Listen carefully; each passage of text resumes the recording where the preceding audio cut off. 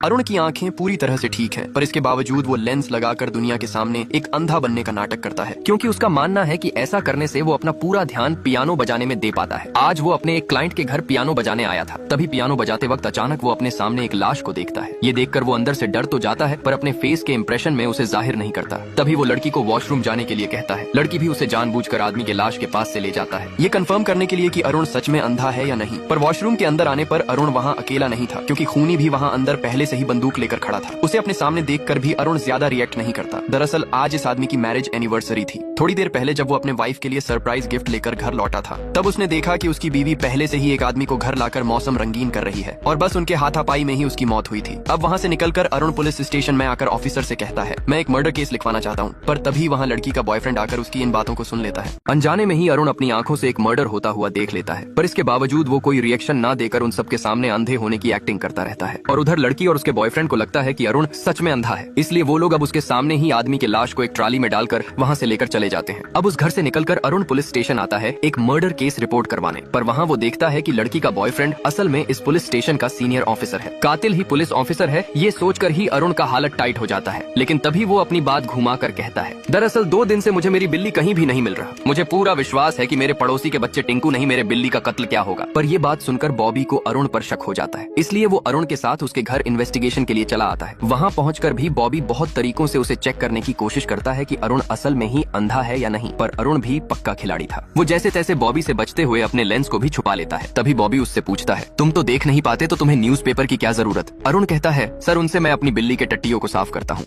अब बॉबी अरुण के घर में न्यूज़पेपर देखकर कहता है, तुम तो देख नहीं पाते तो तुम्हें न्यूज़पेपर की क्या जरूरत। अरुण कहता है, सर उनसे मैं अपनी बिल्ली के टट्टियों को साफ करता हूँ। उतने में ही वहाँ उसका बिल्ली भी चला आता है। अरुण कहता है, थैंक गॉड, मुझे लगा था कि उस शरारती बच्चे ने ही मेरी बिल्ली का कत्ल क्या होगा। ये सुनकर बॉबी वहाँ से चला तो जाता है, पर उसे अरुण पर शक हो चुका था। अब अगले दिन रोड के किनारे पुलिस को गाड़ी में उसी आदमी का लाश मिलता है जिसे अरुण ने अपनी आंखों से कत्ल होते हुए देखा था। थोड़ी ही देर में मोहन के फैमिली वाले पुलिस स्टेशन स्टेटमेंट देने के लिए आते हैं। उनके साथ अरुण भी आया हुआ था। वहाँ मोहन की बेटी अरुण से पूछती है, क्या उस दिन आपके मेरे पापा से कोई बात हुई थी। अरुण यहाँ पर सच बताने ही वाला था, पर तभी वो सोचता है कि अगर उसने ऐसा किया तो बॉबी सबके सामने ही उसे शूट करके मार देगा, इसलिए वो भी वहाँ चुप ही रह जाता है। अगले दिन मोहन के फ्यूनरल में अरुण पियानो बजा रहा था। तभी उसकी बेटी पार्वती आकर कहती है, मेरे पापा आपकी बहुत तारीफ करते थे, क्या आप मुझे पियानो सिखाएंगे। और दूसरी ओर वहीं पर ही एक बूढ़ी औरत एक पुलिस वाले से कह रही थी कि सिमरन झूठ कह रही है। उस दिन अरुण के आने के पहले से ही उसके घर में एक और आदमी मौजूद था।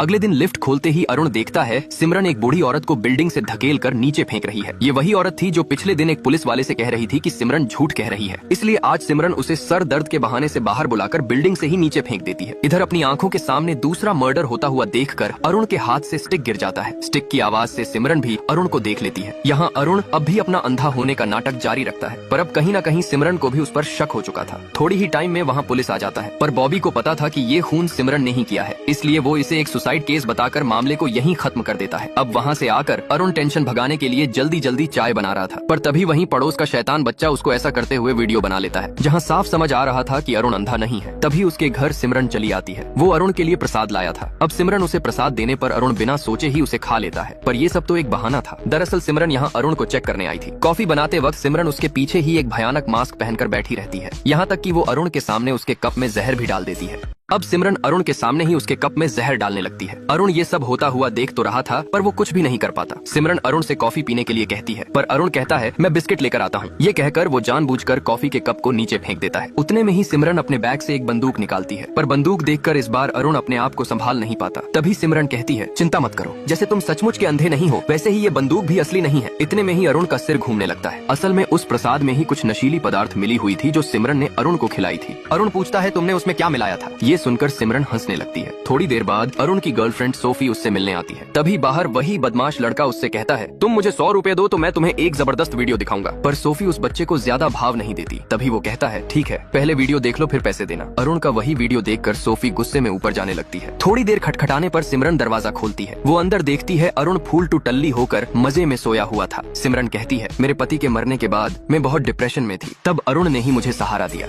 अब दरवाजा खोलने पर सिमरन की इस हालत को देख सोफी भागकर अंदर जाती है जहाँ अरुण फूल टू टल्ली होकर सोया हुआ था। तभी सिमरन कहती है, मेरे पति के मरने के बाद मैं बहुत डिप्रेशन में थी, तब अरुण ने ही मुझे सहारा दिया। ये सुन सोफी सिमरन से कहती है, अभी मुझे उस बच्चे के फोन से पता चला कि अरुण अंधा नहीं है, और वो उठ जाए तो उसे बोल देना कि हमारे बीच सब खत्म हो चुका है। ये कहकर वो वहाँ से जा ही रही थी, उतने में ही वही बच्चा उसके पास 100 रुपए मांगता है, पर इस बार सोफी उसे एक थप्पड़ मार देती है। थोड़ी देर बाद अरुण होश में आता है, पर अब वो कुछ भी देख नहीं पा रहा था। वो सिमरन से पूछता है, तुमने मेरे आंखों के साथ क्या किया? सिमरन कहती है, तुमने ही तो कहा था कि पियानो बजाते वक्त तुम्हें फोकस चाहिए, इसलिए मैंने तुम्हारी आंखें हमेशा के लिए खराब कर दी। इसमें तुम्हारा और मेरा दोनों का फायदा है, क्योंकि अब कोई भी नहीं विश्वास करेगा कि तुम कभी देख भी पाते थे। ये कहकर सिमरन वहाँ से चली जाती है। थोड़ी देर बाद बॉबी सिमरन से कहता है, तुम्हें अरुण को जान से मार देना चाहिए था। सिमरन कहती है, देखो मैं कोई खूनी नहीं हूँ, मुझे भी कोई मजा नहीं आता लोगों को मारने में, पर बॉबी अरुण को जिंदा छोड़ना नहीं चाहता था, इसीलिए वो रात में अरुण के घर उसे मारने पहुंच जाता है। अरुण बेचारा वहाँ से भाग भी नहीं पा रहा था।